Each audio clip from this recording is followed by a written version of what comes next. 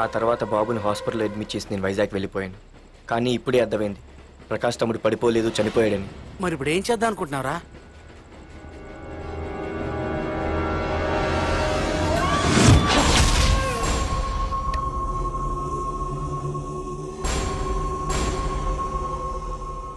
బాగున్నాడు కదరా కుర్రాడు. అవనా చాలా స్మార్ట్గా ఉన్నాడు.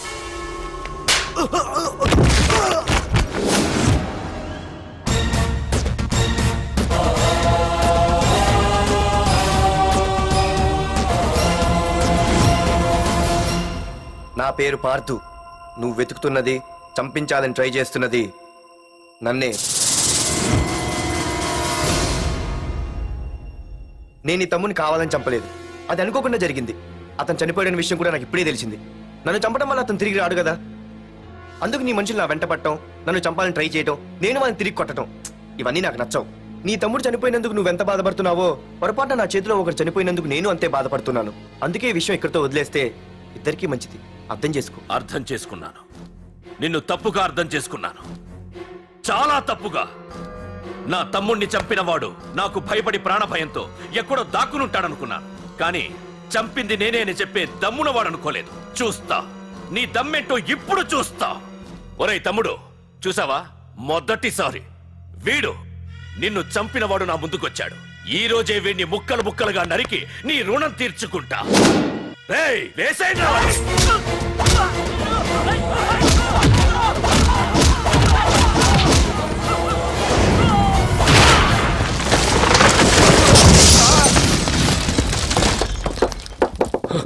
రే ప్రకాష్, నాకు సైలెన్స్ అన్నా వైలెన్స్ అన్నా అస్సలు నచ్చవు. పొరపాటున మొదలు పెట్టానంటే కథలు కథలుగా చెప్పుకుంటారు.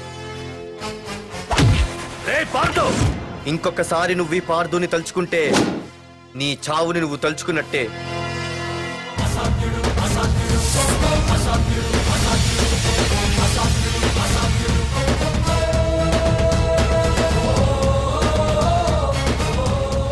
మా బామ్మ పిడుగు శబ్దం వినాలి కానీ చూడకూడదనేది. అంటే ఏంటి ఇప్పుడు అర్థమైంది. ఈడు ఇంకా తేరుకోలేనట్టుంది.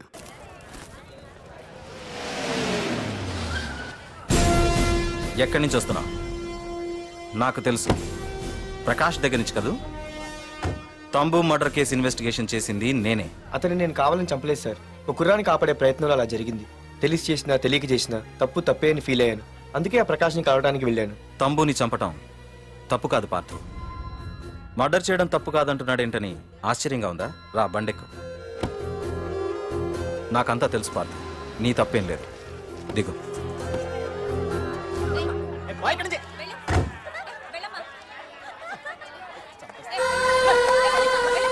ఆమె ఎవరో తెలుసా? నాకంటే ముందు నా పోస్టులో ఉన్న పోలీస్ ఆఫీసర్ భార్య. తన కళ్ళ ముందే తన భర్తని ఆ తంబుగాడు అతి దారుణంగా నరికి చంపేశాడు. అది చూసి ఆవిడ పిచ్చిదైపోయింది.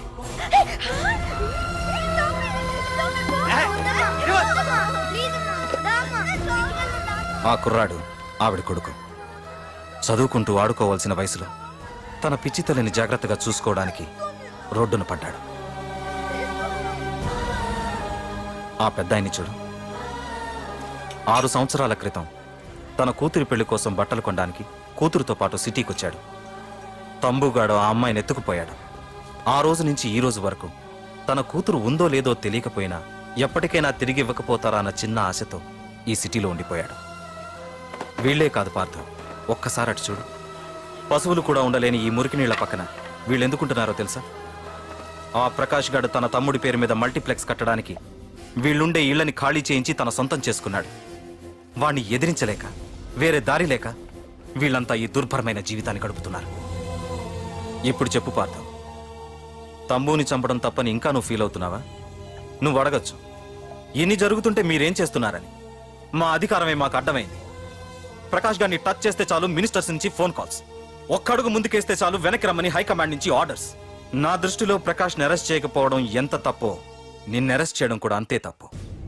ఇదిగో నీ పర్స్, తంబు డెడ్ బాడీ దగ్గర దొరికింది.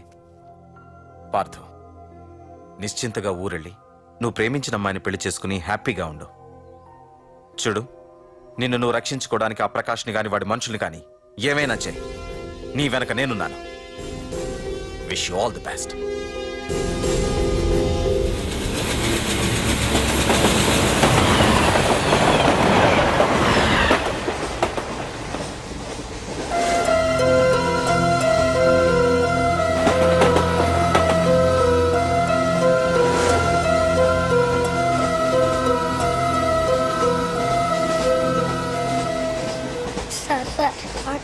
సార్ ప్లీజ్ సార్ అమ్మ ఆకలేస్తుందమ్మా సార్ సార్ ప్లీజ్ సార్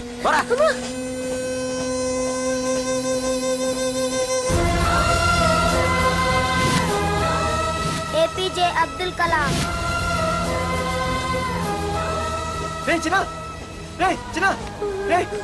ఏంద్రా నీకు ఏంటి ఇలా ఉన్నావు ఏమైందో చెప్పరా చెప్పు వాట్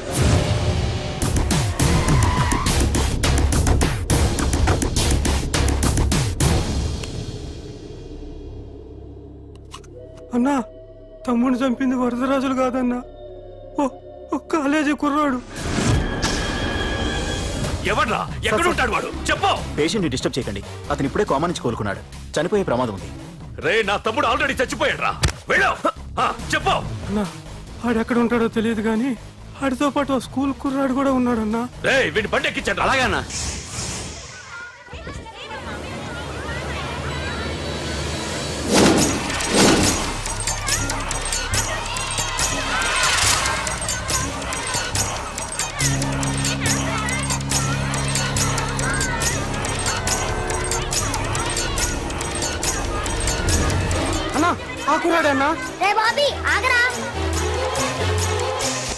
మర్యాదగా చెప్పు. నిజంగా అతను ఎవరు మాకు తెలియదు సార్.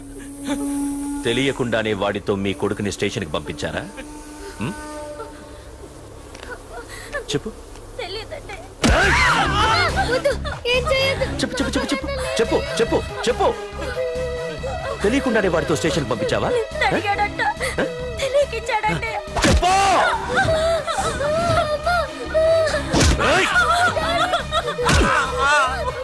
చెప్పవే చెప్పు చెప్పు.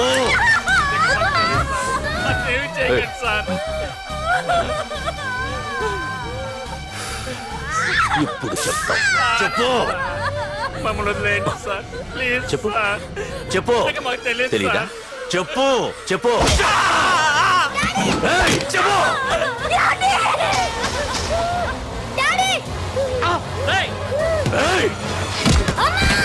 చెప్పు ఇప్పటికైనా చెప్పవే. వాడు నా చేతిలో చావాలి. చెప్పు.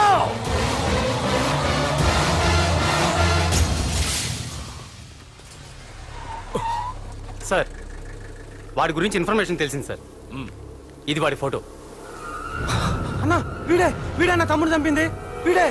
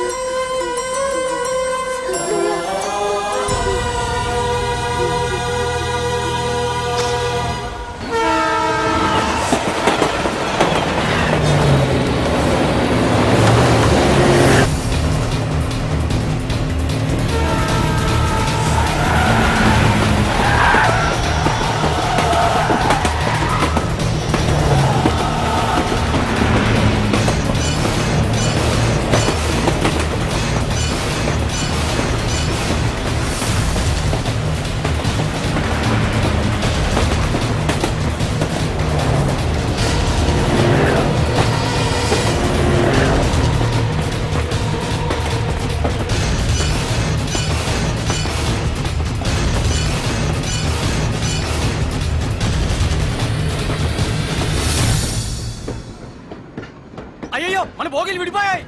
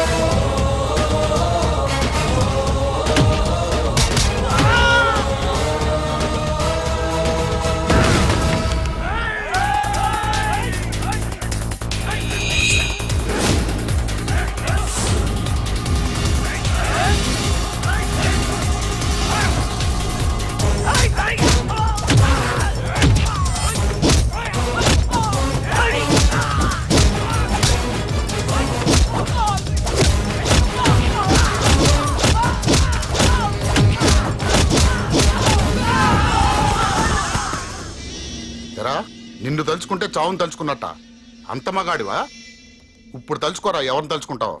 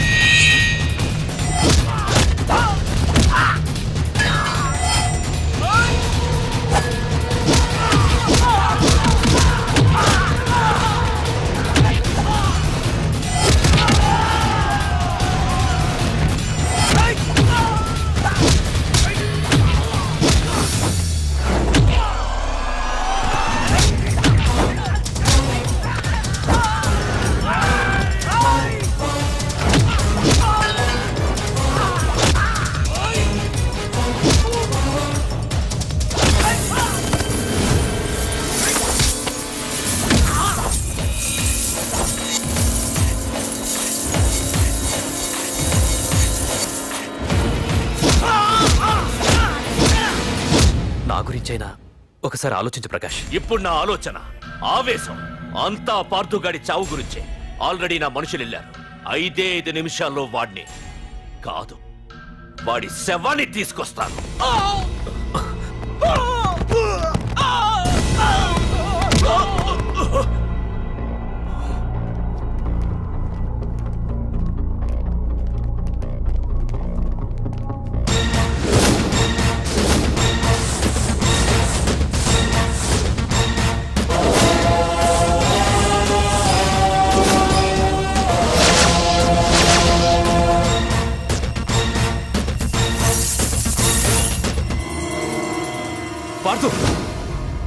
రేయ్, నువ్వు జీవితంలో ఏ తప్పైతే చేయకూడదో అదే చేశావు. నన్ను టెన్షన్ పెట్టావు. నా మూలంగా అభంశుభం తెలియని పసివాడి తల్లిదండ్రులను చంపి వీన్ని అడుక్కు తిని అనాథం చేశావు. నీ వల్ల అన్యాయం అయిపోయిన ఈ పసివాడి మీద ప్రమాణం చేసి చెప్తున్నా, నా పెళ్లికి పంతులు పంచాంగం చూసి పెట్టిన ముహూర్తం ఈ 28. అప్పటి వరకు నేను ఇక్కడే ఉంటా. నీ ప్రతి అడుక్కి ఎదురొస్తా. నీ రౌడీ రాజ్యాన్ని నేలకూలుస్తా. నీ రాక్షసత్వం వల్ల ఇప్పుడు వీడు ఏ స్థితిలో అయితే ఉన్నాడో అదే స్థితికి నిన్ను తెచ్చి నడి రోడ్డు మీద నిలబెడతా. దానికి నేను పెట్టిన ముహూర్తం ఈ నెల 19. తెచ్చుకో. నీ బ్రాంచీల నుండి జనాల్ని తెచ్చుకుంటావో, నీ గొడవల నుండి ఆయుధాలు తెచ్చుకుంటావో. ఒరే ప్రకాష్, పొరపాటున నా పొరచేయి తగిలితేనే పైకి పోయాడు నీ తమ్ముడు. అదే నే మనసు పెట్టి పిడికిలి బిగించి కొట్టానంటే పునర్జన్మ లేకుండా పోతావు.